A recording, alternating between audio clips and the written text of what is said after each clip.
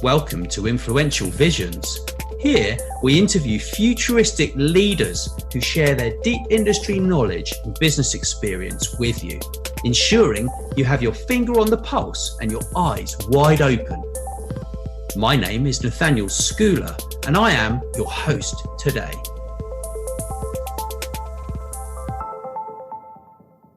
Well, it's great to be on a really interesting interview today. Actually, we're gonna talk about accelerated change within retail post COVID-19, and I'm joined by John Ashcroft. He's a specialist in economics, strategy, financial markets, and he's the creator of the Saturday Economist, NED consultant, advisor, and a chair. You've led over 50 corporate finance transactions, worked with first Boston, Bain Co, Samuel Montagu, Goldman Sachs, and others. And then I'm also joined by Ep44. I'm hoping I get his name right this time. I've known him for 10 years. Did I get it right? You did. It's very well done. That's a relief. So Eddie's head of place crafting at BECG.com, and they're one of the largest environmental communication consultancies in the UK. Eddie's a highly experienced creative director of over 25 years of experience across retail and commercial, multi-channel brand and identity development. And also, I'm really, really pleased that Melissa Gonzalez joined me as well. And Melissa Gonzalez is the founder of the Lionesque Group, an award-winning firm of experiential retail strategists and pop-up architects. And she's also principal and shareholder in global architecture firm MG2, and author of the Pop-Up Paradigm, which is building human connections in a digital age. So I'm really interested to kind of get stuck into this, because this is a really meaty conversation we're going to have here, yeah. And there's so much kind of going on. So thanks, guys, for joining me. I really do appreciate it. Thank you for having us. Yeah, good to be with you, Nat. Yeah. So I think probably, people are very concerned right now. We're going through something that no one really knows what on earth's happening. And there are all these people doing studies and all this sort of stuff at the moment. And I mean, everything's sort of changed. I mean, Melissa's over in New York, John's over in Manchester, Eddie's over in London, and I'm down in Chichester in Sussex. And, it's quite strange really out there. And I think I'll probably start with the first question that I've got. I've got a few questions for everyone. I think for John probably first. Do you think consumer purchasing behavior will return to what it was once we come out the other side of this, John? Yeah, we're pretty confident it's going to return to some semblance of normality over the next sort of 2 to 3 quarters. I think we've seen some strange things happening. So the amount of payback on credit cards and domestic loans has been significant in the last month. So consumers are going to return with a pretty good balance sheet compared to the start of the episode, despite fears of the furloughing's been good, because there's very little to spend money on at the moment. So I think even my Amex bills have dropped by about 60% since we've been in shutdown. And I think for a lot of consumers, there's a chance to do a little bit of balance sheet restoration, and they'll come out wanting to socialise and wanting to spend. And there'll be a return to normality much quicker than the doomsayers would have us believe. What? So why? I know it's a bit of. Why do you think that they like to sort of sow these seeds of negativity? I think it's a way of capturing the mood. So you had it during the recessions of, say, 2008 last time, and also in the 1989s. The news headlines are invariably about how many people have lost their jobs today in which sector.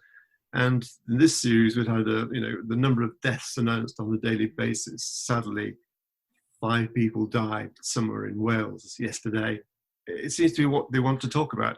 So I started to do a very positive, upbeat thing about saying, it's going to be moving out of lockdown by the end of May, or even early end of April. And people just wanted to hear something positive. You have to present a blue sky positivity. Yeah. And I got responses. I had something like 500,000 hits on my LinkedIn posts over the last 3 or 4 weeks, which is quite amazing. Super. And people were saying, even my mum started listening to your or reading your posts because they're so positive and people want that positivity.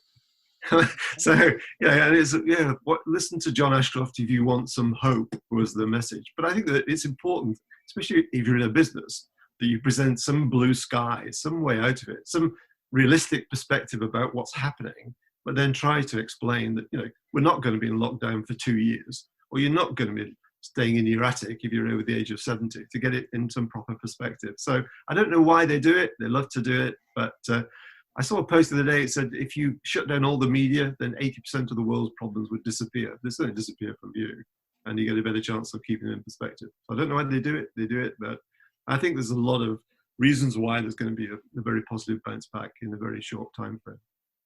Super. Well, that's really good to hear. I think Alistair Stewart, I had a good conversation with him a couple of weeks back, and he was, we had a good old complaint about the media.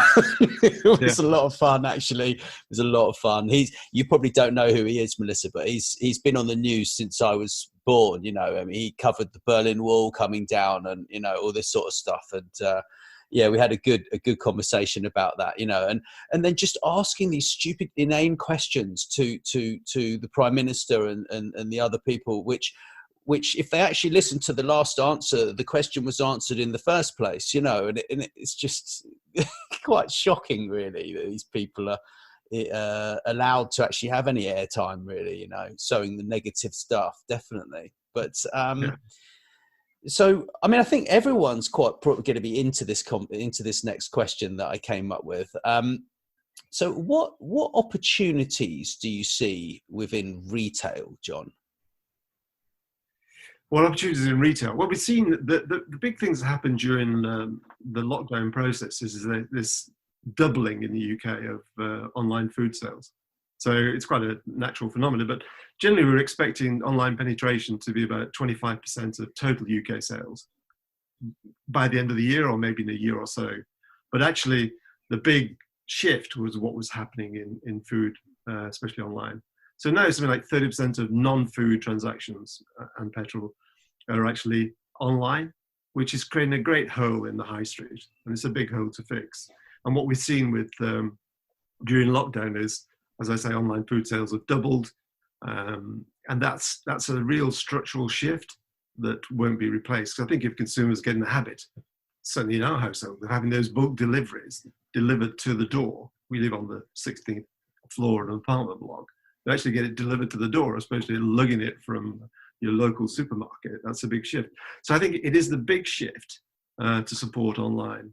And the real problem's going to be, you're going to see shrinkage of footprints for a lot of retailers that were used to have a big footprint for a marketing support proposition. Now that no longer applies. You've got to really slam that footprint down, and they've got to become more event centres, not just the town centres, but even the stores themselves.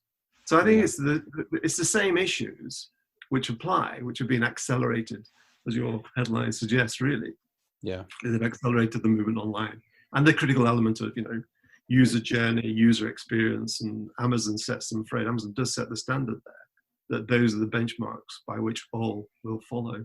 And if you look at the in-store experience, with social distancing, the rules on social distancing will have to be relaxed. The rules on quarantine equally will have to be relaxed, but you can't run a pub with 2 meter social distancing in the pub. And equally with a store where you're actually having to quarantine clothing samples for 3 days if anybody touches them. And even the chief executive of Waterstone was saying, you're going to have to quarantine the books. If anybody touches a book, they're going to have to quarantine it for 24 hours before it can return back to the shelves. So all these extraordinary phenomena of in-store experience with social distancing, personal protection equipment, it's going to make for a weird experience, but it will happen, and the rules will be modified in quick sticks. At the moment, government have expended too much capital with Dominic Cummings and the relaxation of rules so far. So they're on the back foot as further relaxation measures occur at the moment. So so what will happen is an acceleration of what we've seen before, and some weird things happening in certain places, but I'm afraid online penetration is just the game. Yeah. That makes a lot of sense. Eddie and I were talking a while back about the kind of more of a localized kind of, environment for people, weren't we, Eddie? Do you remember talking about that with me before all of this stuff happened? Yeah, no, I think this idea of local. I mean, I live in a part of North London. I mean, quite a sort of middle class part, but even prior to the lockdown, you could see the high streets shrinking. I mean, the amount of charity shops, in what is quite an upmarket sort of London village is staggering. I would guess probably a third of the stores in our local precincts are effectively charity shops, and that's obviously down to not paying rates. So there was quite a bit of retail shrinkage. And funny enough, there was a very high-end ladies' fashion store that had effectively 3 retail units. And as soon as we hit lockdown, they took the opportunity to do a moonlight flit. And this is selling very high-end women's clothes. So I think prior to the COVID outbreak, there was quite a lot of pressure in terms of rents and rates and parking and various other things that form that mix, which is create the negative on the high street. And obviously COVID's going to exacerbate that, or exacerbate that, I should say. So it'll be interesting. But I mean, I can see. I mean, there's a lot of chat about the advent of sort of experiential hybrids coming about, which are sort of partly workspace, partly retail experience, food and beverage and the like. And you can see that really happening. Providing landlords are able to adapt, rents, and local authorities are able to, adapt rates and provide better sort of parking facilities locally. But I think this idea that, I was a bit like, John was saying earlier, I've been working from home for a couple of years. I actually bloody hate it, to be quite frank. I much prefer to be in an office. I will be moving to an office once this gets over for at least part of the time. But I think, there is going to be this opportunity, and I think a lot of businesses are considering, do they need to have centralized office space? Will people need to come in 5 days a week? And I think if people aren't coming in 5 days a week, they are going to look beyond the sort of Starbucks Cafe Nero to have their sort of breakout times. And I think there is an opportunity to create something of a hybrid, which perhaps offers local meeting space. I mean, the big thing I miss in terms of obviously being on the creative side is a space to effectively brainstorm and meet people. Because creativity in a vacuum or on your own, you can only take it so far, and a lot of ideas come out of being as part of a group and the like. So I can see a lot of retail space, providing, like I say, circumstances in terms of rental values and the like align, being considered for other part work, part commercial sort of uses. So no, I think it's interesting times, and could be very, very positive. And it is going to force an issue which was starting to happen around the digitization of retail. That's really sort of moved it on massively, the whole COVID experience. So yeah, interesting times. Very interesting. What do you think then, Mel? I've been jotting down notes because John and Eddie have been sharing so much. I agree. I mean, we are getting pushed into technology adoption at a much faster rate. And I think a lot of the timelines that brands and retailers had to roll things out over the next 2 to 4 years are going to happen much sooner. We were kind of checking the box. Will consumers do X, Y, and Z? And that's what's kind of halted a lot of the implementation of technology, because brands and retailers trying to figure out the ROI around it and if consumers would do it. And we're seeing that they will. I agree, we're not going to go 100% online. I think maybe 20% makes sense. And it depends on the categories. I think it's interesting how brands and retailers will have to realign spend, cost structure. When I look at food, especially here in the US, we're seeing prices continuing to hike while we've been in a pandemic. And so I'm wondering how that's all going to play out. And then just brands and retailers, I think of the cost of e-commerce, right? And of free returns and the logistics around it, and just what are the overall effects going to be. But when it comes to the store, I definitely see it continuing to move in the direction of it being, a place of experience. If consumers know that it is that easy to click with a button, then we're going to need bigger incentives to get them to come to the store. I think we also are looking at how we're redesigning the footprint of the store to accommodate for a number of things. One would be if there is this rapid adoption of curbside and buy online, pick up in store and contactless payment, we need to account for that customer journey. Those are more like quick serve metrics, right? Those are more about efficiency. And so if they're not logistically planned to be efficient, then we fail from a customer service point of view. But there are still going to be those that want to discover. So how do you have a store format that speaks to both? And then also, how do you have a more modular design that more fluidly flexes between front of house and back of house if we have to be able to accommodate those varying demands? So I think there's going to be a lot as we relook at. And then the third that we're looking at a lot is the purpose of the storefront itself, and how does that become more flexible? I look at Starbucks, for example, and a lot of them are looking at how do we redesign the window to be able to be more of that drive-through, that pickup experience, even if it's not a drive-through location. So there's a lot to really rethink. There's a lot of learnings this year. I don't think people are completely diving in when there's so many moving parts and so much to analyze about how consumers are really transforming. But you'll see a lot of changes come 2021. Yeah, I agree. I think there's a lot of opportunity, and you've nailed it there with, that is where the opportunity lies, isn't it? It's sort of the difference between online and offline, but also the social distancing in the short term versus the sort of medium and then the longer term, right?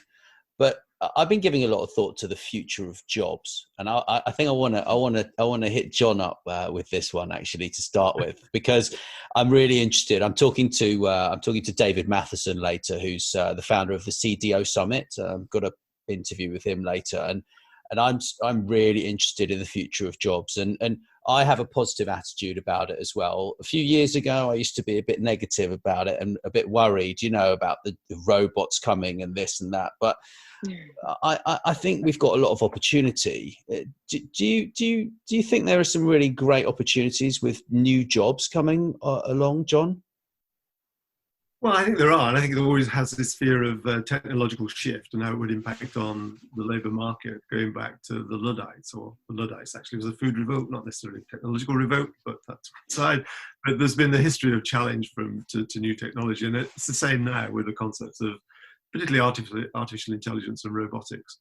So I think you've got to look at, especially AI, as a very exciting phenomenon, really, because it's going to create a lot of opportunities in terms of data analysis and data prep and data mining, and really working towards the improvements, as Mel was saying, about the user experience and the user journey through the ordering system.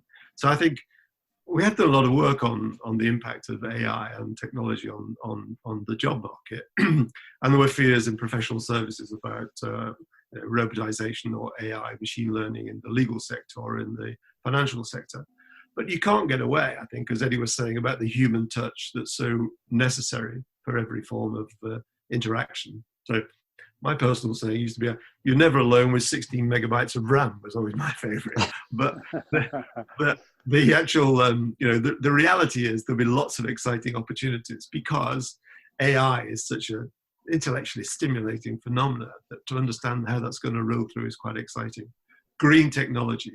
A lot of emphasis now on the green technology. I think we've all marveled at the low pollution that's been occurring in our cities, especially over the last 2 or 3 months. And the blue skies, you wonder in reality, those blue skies, they've not been touched by human distortion of heat transmissions into the stratosphere. So the green agendas come much more to the fore. So I think in terms of AI, machine learning, new technologies, looking at the impact of the green push and the green technology, looking at developments in social care and caring for our older population, that's going to become quite important as well. So I think there's lots of areas. And I think also in terms of retail, the big emphasis, the big buzzword, especially in property, is on logistics. it's how you get the product from A to B. And you can marvel at the fact that Amazon, such efficient, they are the benchmark boys for this kind of stuff. But suddenly, drone technology, drone deliveries to the home doesn't seem as far-fetched now as it did even 3 months ago. So you can actually get, in the 16th floor of a high-rise block in Manchester, a drone delivery to your balcony of your food requirements. It doesn't seem so far-fetched now. So I think there's lots of exciting areas to look at. AI, machine learning, the green agenda, social care, these kind of things are going to become so important. I agree with you, John. As we've been working on store design for some of our clients that are really leaning into BOPIS and curbside. Hold on. What does BOPIS mean again? I asked you this last time. Buy online, pick up in store. I forget. I apologize. She does this every time. There's a number of acronyms, 3 and 5 letter. Buy online, pick up in store. Buy online, ship from store. But we often, right, when we're looking at store design, we think of the customer journey. And in the past year, we started doing the package journey as a point of view, because that is what has to be efficient to your stamp, to what you've said about logistics. We can't just think of the customer journey. We need to think of the package journey as well. And so we're kind of paralleling those mindsets as we dive into store design. I think it's that question of integration as well, isn't it? Really, between front office, back office, between online and in-store. That I go back to sort of 6 years ago, 7 years ago. The question was, could you have dual pricing? Could you have one set of prices in store, get another set of prices online? And people were grappling with that for quite some time. And in the same way now, and having separate stock for online, having separate stock for in-store, because the seasonality patterns were much more understandable and delivered in the business. So I think it's this full integration of the holistic approach to the whole consumer experience and the package journey, as you put it. That's a good point to make on the package journey. And I think that in itself becomes a real challenge for organizations of any size, big or small. In some ways, the bigger, the more complicated it is. Interesting that in the UK, Primark, for example, have really been suffering here because they've no online experience whatsoever. So they had 0 revenues for 3 months and 1.8 billion of stock to explain what happened there. So, compared to Boohoo, let's say, who've had relative success. So I think that, you've got to look at this holistic experience in terms of the full integration of the several platforms on which you operate. So it's very important, but equally, I think it's a very exciting challenge. Yeah, I agree. I think what's very interesting actually is this what's come to the fore very much with COVID is the value placed on people, and it's certainly, I mean, probably in the US as well as the UK, the core value's been on quite low earning people, people who sort of care. And I think that whole thing, if you look at that in terms of retail, there's been very high value placed on businesses' abilities to deliver, so the likes of Amazon, the fulfillment type businesses. But the key point of the fulfillment has been the guy who actually delivers. So even though he might be ringing your doorbell and standing away, that sort of person-to-person touch point has become ever more important in a time of lockdown. And I think it's quite interesting, because I think what it's actually done is it's sort of polarized retail to a degree, insofar as the 2 levels of great importance are at the level of the Amazon, but also at the level of the guy in the corner shop who kept going when Sainsbury's ran out of stock, which they did certainly in my local store. They ran out of toilet rolls and all the key things for a while because the EPOS systems couldn't cope with the obviously surge in demand, and obviously it did adjust after a few weeks. But at that point, Sainsbury's or Waitrose or Tesco's couldn't cope. It was Mr. Ahmed down the road from us.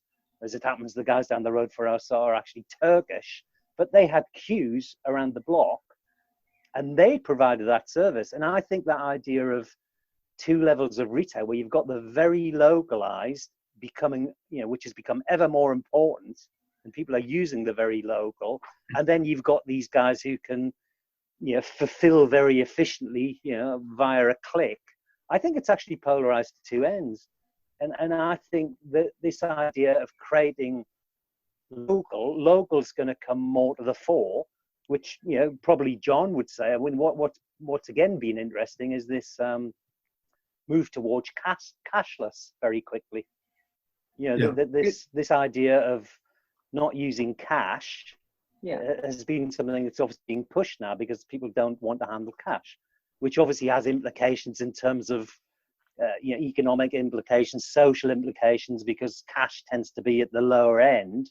I mean, I love cash, but the fact is, you know, in terms of people being paid cash, it tends to be lower paid workers, and cash is at that end of the market. And so I think there's a lot of things happening. You know, there's this advent of local and people wanting local, but in terms of local people, they're being sort of edged out because of the cashless. So I think there's a lot of things that are going to need to be addressed, and almost polar opposite forces happening in terms of, you know, overall retail, I suppose, which are really interesting. Yeah, I think that's interesting because, but in a way, it again echoes Mel's point about the acceleration of a fundamental trend. They've just been accelerated because of the lockdown experience. So cash is a classic example of that, really. We were seeing that phenomena moving forward, and then it's just whoosh in the last 2 or 3 months. And that creates opportunities. It creates problems for those who haven't got digital access in the main. And that has to be addressed, but that's an opportunity for the banking sector to look at. Absolutely. And some of the smaller banks can get into that place. So I think that is interesting. I rarely carry cash anyway, but I mean, that's been an acceleration of an existing trend. But the point you're making about retail and local retail is interesting, because I think that, you know, in April in the UK, retail sales were down overall by 20%, but alcohol sales were up by 60%. So alcohol sales were up by 60%. That is an essential business. So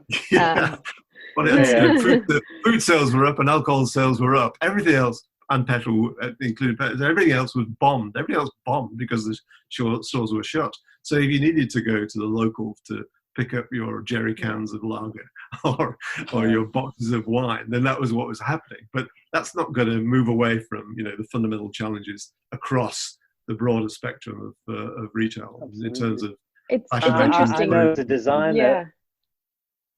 Go ahead. I was going to say, I know as a designer, we always focus in terms of business. We always try to keep business in food, pharmacy, because, you know, there's certain areas that, you know, are always going to be there. Fashion isn't always going to be there necessarily. But food and pharmacy were the two areas we always focused around in terms of core, because we felt, you know, they're always going to be there at level. People can't do without them. Whereas fashion, obviously, goes up. No, this is disappointing. I had you down as a fashion icon, mate. What is that all about? I can't believe that. Well, fashion for sure is definitely an industry. Personal fashion, Eddie is an icon, yeah. But I use a very niched, you know, I go to a very niched, the guy's got one store in the UK and probably half a dozen in Japan. That's where I shop, you know. And he's from the same part of the country as me, the north. So it was interesting talking about the logistics and the click and collect, or whatever else you want to call it. Is listening to the chief executive of ASOS. They were saying in China the model is to deliver the product and then wait at the door while the consumer tries on the article of clothing. Okay. And then the services of BOP is brought to you, kind of. They could take the return back right away if it's not a fit. Exactly that, yeah. But I think it's quite interesting that, you know, certain online retailers complaining about the returns and the level of returns and how expensive they are. Because I remember touching on the furniture business, and one of the problems in the furniture business was households buying sweets just before Christmas. So they get all the house looking nice for Christmas, and then when all the relatives have been, they shipped it all back in January. So, it's not really such a new. It's not really such a new problem or new phenomenon. But I think different ways of looking at it. Now people are getting blacklisted. If you over return, you get blacklisted by the online supply. Yeah.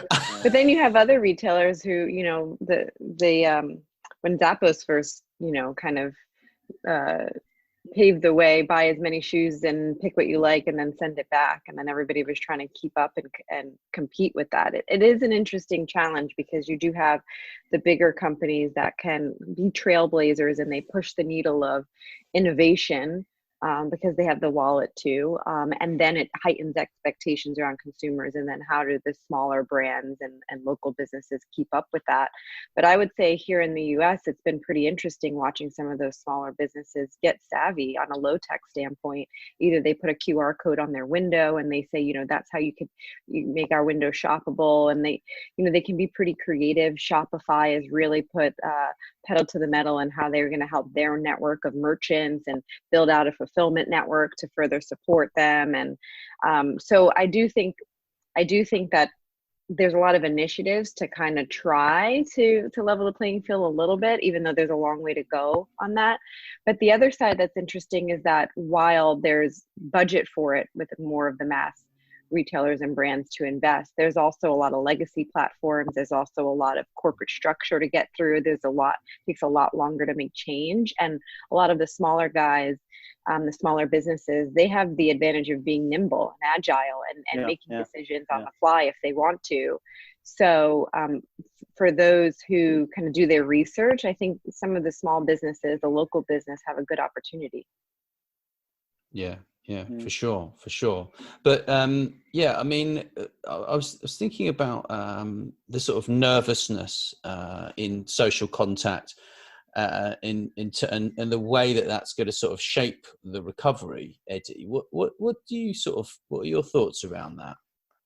Well, it's interesting. I did it with a friend. We did a free, for want of a better word, idiot's guide to selling, which we published effectively for pubs, because I think it's quite interesting because most large pub owning businesses in the UK are effectively they all used to be breweries. So breweries used to have an element of retail, which was pubs, and now you've got everyone from Japanese banks to whoever owning pubs, but effectively most of the larger pub owners are effectively landlords.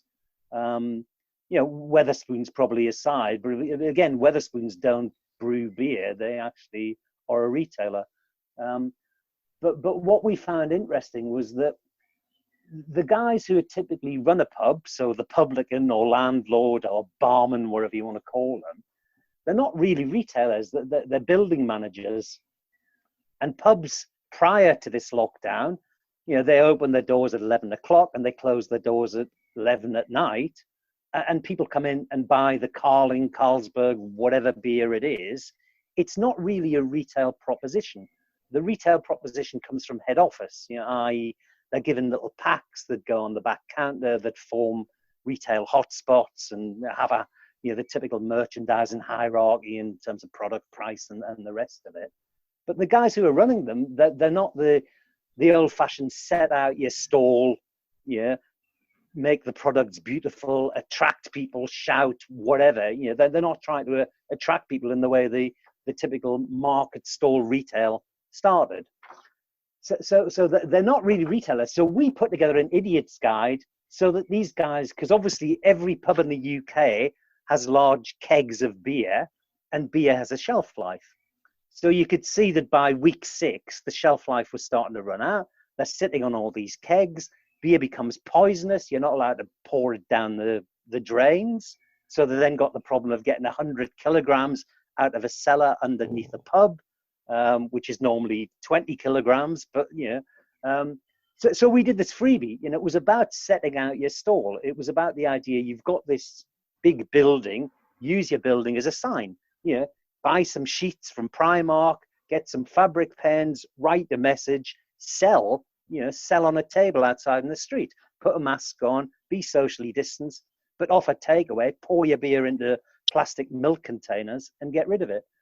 So like I said, we put together this idiot's guide to retail for pubs and we posted it and we gave it for free. And obviously we gave it for free as a sort of marketing ploy for ourselves in the future to be seen as the good guys who did this for free and offered up this sort of service. Shocking. That's shocking. But it's just, but the companies that owned these 1,000 pubs weren't providing that information to them. For them, it was easier just to close the door. But our view was a pub as a fundamental part of the community. And COVID has been the perfect chance to create that sort of touch point with your local community. And as it happens, my pub down the road, which is called the Maid of Muswell, I live in a place called Muswell Hill, was refurbished, and the refurbishment finished just at the point of lockdown. So there's this beautiful brand new pub with a beautiful beer garden, beautifully painted, that's just remained completely static, lights off during the whole of this campaign. If I walk up the road to Highgate Village, all the guys who own the pubs are outside with tables at the weekend. They've got wine, they've brought in local breads, they've used the kitchens to make things, and they're selling, and they're keeping themselves part of the community. And I think it's important. I think it's important. Yeah, we here, we have, I'm in Hoboken, so right across the water. And we've had some that where you see the importance of storefront and the design of that now. Those that have like the garage door opening or the accordion windows and all of that. Now that the weather's gotten warmer, they're all open. They have music playing. They're letting kind of pop-in shops in their windows. So one restaurant I love, it's a Mexican restaurant, Orle. They have, their window, and they're serving margaritas and all of that. But then they've offered their other windows for pop-up coffee shops and other F&B vendors.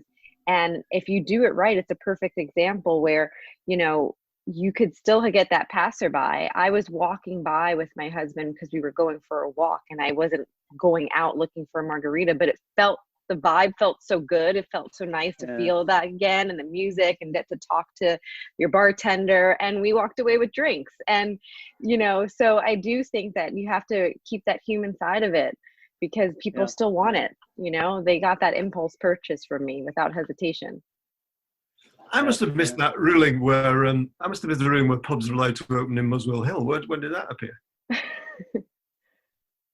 Well, they're not going to take a drive over as such. It's when you call them when you call them touch points as well. When you call them touch points in the local community, that was in clear breach of social distancing guidelines as well, actually.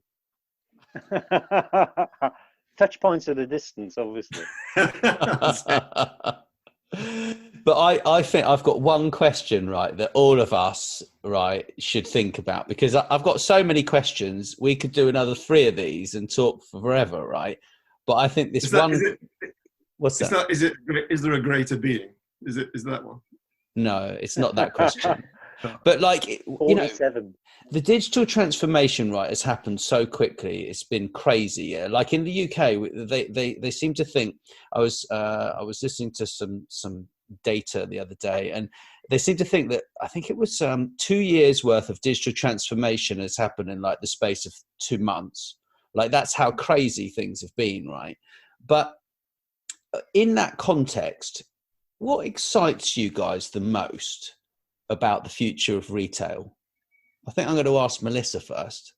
I am excited that there's validation that this integration of technology in the in-store experience is necessary.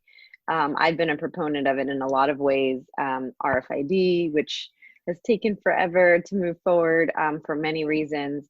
But the ecosystem around technology has been so fragmented, right? There's hardware suppliers, there's third-party resellers, and you need a software platform. There's so many elements of it that made it difficult to integrate. And I think now that we're seeing there is a clear appetite for consumers to use it, you're seeing accelerated adoption. I think that ecosystem is starting to come together more, and they're starting to realize, hey, we have to work together. And I think that it makes the in-store experience, it's going to be elevated. And so as somebody who sits in that, that's an exciting part for me, to be able to now integrate some of these ideas that we've been talking about for years and years and years, and be able to see them come to fruition. Who's next? I'll go. I vote Eddie. I vote for Eddie. Yeah, me too. Yeah. All right. Cheers, John. Well, I mean, it's funny. I was reading something about this, and this is not my terminology, but I thought it was actually very good. and basically what they said was retail is about four things. So it's about recruitment, finding a customer, transaction, selling them something, fulfillment, getting it to them, and then retention, making them come back or engaging them. And the reality is, I think the perception of online sales is and has been for a long time. People think it's much bigger than it actually is. Because I think if you ask someone on the street, how big is online retail, they all think it's 95%, and they think that's why the high street's dying. I think it's created this sort of mask that has stopped the actual real problems being addressed. And the real problems are things like the level of rates, the fact that local authorities charge a fortune to park, certainly in most of the city centres in the UK. So that's the thing. But retail, in terms of physical retail, is still huge. It's still a huge percentage. It's still the much larger percentage. 75% is effectively through a store. But this idea of recruitment, transaction, fulfillment, retention, the space is about the retention and recruitment side. So it's about effectively the finding the customers and making them come back. And I think as long as it continues to do that, it's still going to be very important. That idea of that's an experiential thing, and the recruitment retention is the thing that the experience is about. Finding customers and giving this experience that makes them want to come back. The other elements are, the digital thing really is about process. And if to me, if that process makes it more efficient, it frees people up to do the thing that people do, which is interact with each other. So I mean, I know that digital also can provide some of the experiential, but I think in some ways it can be a great thing, because all of that messy stuff is going to be taken away by digital, and it'll allow people to interact with each other and set out the stall and give the experience around the product they're actually trying to sell. So I think it's a great thing, but I think it's got to be handled properly. And I think the whole experiential thing could be absolutely phenomenal if it's done right. And things like the prosumerism, the idea of companies like Made, where they're producing furniture to order. I think a lot of businesses are going to be able to open up locally and provide digitally printed elements and this, that, and the other, which can form the whole experience. And you're going to find completely new things on the high street in years' time, which are around technology, but will add value to people's lives. Thanks. That's it. That's all I've got to say. What do you think, John? Well, I think it's going to be tough, because I'm glad Eddie said what he did, actually, because I have two natural biases in my persona. One is an optimism bias, and the other is a contrarian bias. So I was always brought up to challenge. So I don't agree with some of the things that Eddie said there, because I think that from and I can't believe I've been sitting here for 50 minutes and not disagree with somebody. But so thanks, John. From the point of view of online, you cannot escape the fact that, excluding food for the moment, that 1 in 3 transactions for any retail sector on average have gone online. So that means you're losing 30% plus of your business revenue. And if you've got, you're operating on a 40% margin, let's say, and you're losing 10 or 15% plus to rent and rates, and another chunk goes in staff costs, you cannot cope with that kind of loss of market share effectively. So you're losing 1 in 3 transactions without having to radically shrink your footprint in the high street, which is what we've seen. So I think the continuing challenges will continue at pace for all of the retail sector, but there are a lot of opportunities, I think, as Eddie was saying, in terms of experience shopping, and Mel was talking about experiential shopping in the high street and elsewhere, and in the local communities. And also the thrill of integration of online, offline, this focus on the package journey as opposed to the people journey. So I think it's going to be tough. Retail is going to be tough. And I think that, going back to your original point, the consumers will return. And when in Manchester, when we had the unfortunate experience of the terrorist attack, there was a period when people stayed away from restaurants and pubs and stayed away from the centre. But quite quickly, they overcome the natural concerns and return to the normality. And I think we'll see that with COVID, and I think with social distancing.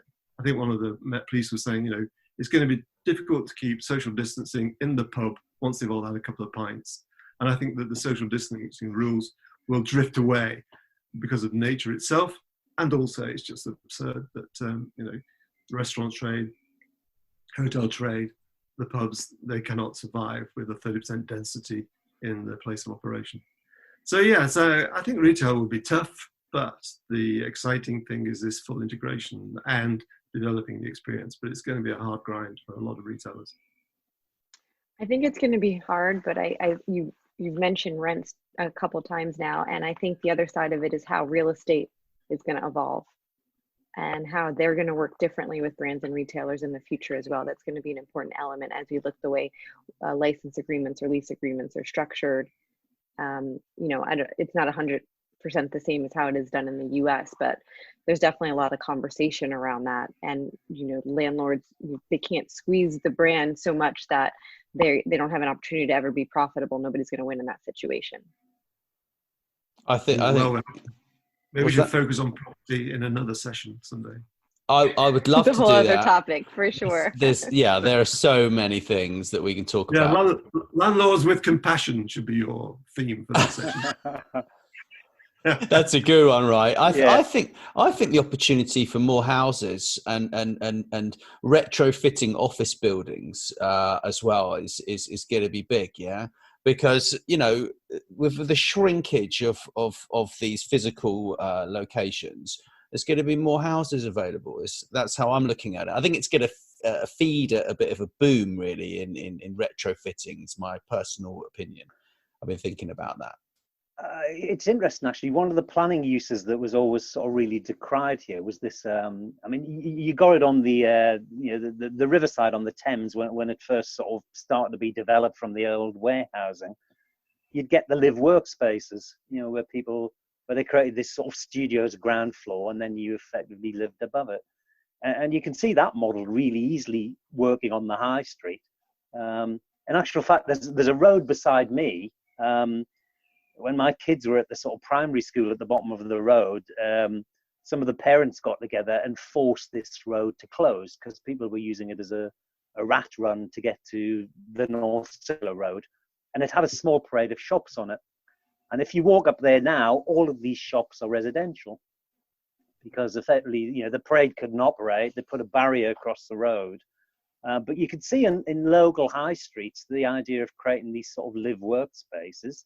And I would love to live in a shop or a pub or, I noticed there's an estate agent called the Modern House or something, and they've got a butcher's, with the old tiles up for residential use. Wow. So I think the idea of mixing it, as you're saying, that combining work and retail and residential, much more mixed than it typically is now, could be really interesting. But again, it needs a mind shift from local authorities in planning, landlords. We're talking about landlords. Obviously one of the issues in the UK is the fact that so many pensions are tied into property in retail terms. And I'm sure that's something John could speak a lot on, but it does require more than just a mind shift in terms of rental values. There's a whole raft of other underlying social issues because of the way money works in terms of property in the UK. I don't know how. For sure, and same thing in the US. It's like it's not just an easy change. It's a whole other episode, like John said, that we could probably go into. But it's the way in which REITs are structured. It's the way in which deals are structured. It's the lending is structured. There's so many elements that you have to work through in order to make real change. Another episode. Thanks, guys. It's been really super. I've really enjoyed it, and I'll speak to you soon. Cheers, Nat. We'll speak to you soon. Nice to meet you all. Thank you. Thanks for tuning in, everyone. Yeah, cheers, guys. Thank you. Thanks for listening. Please make sure you share this episode with your friends and business connections too. And don't forget to drop us a review wherever you listen. Thank you.